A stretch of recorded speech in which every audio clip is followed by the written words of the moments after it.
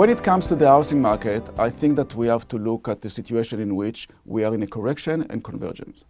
Clearly in Ontario and starting in Vancouver. The correction is almost over in Vancouver, in BC, and it's basically over in Ontario. And in Quebec, we haven't seen a correction, and the momentum is still positive. Now, what we are seeing is something very interesting.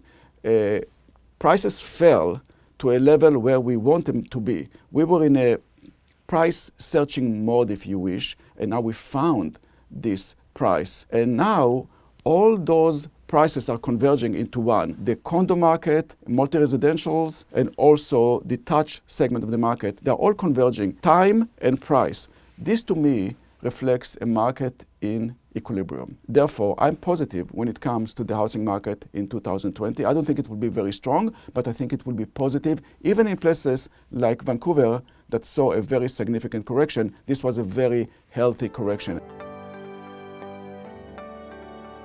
And what we are seeing is something very interesting. Most of the correction in major markets was in the most expensive segment of the market. The less expensive did not see this kind of correction, which means that if you are a mover-upper, if you want to buy the next level, your damage was not as significant as the more expensive house, which means that you can afford this house that you wanted. So this is actually very positive for mover-uppers in Canada, and especially in places like Vancouver and Toronto. We also see a significant improvement in apartment buildings. Basically, a significant increase in activity in purpose-built rental. That's where I think the focus should be when it comes to investment. Yes, REITs affiliated with purpose-built and apartment buildings and rentals, very expensive, but they will become even more expensive because demand in this space is so strong, supply is limited, and I suggest that this will be the next wave of the housing market in Canada. Home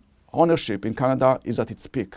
This rate is at its peak. The next leg will be rental, and rental will be not condos, but rather purpose-built, where REITs are playing the game.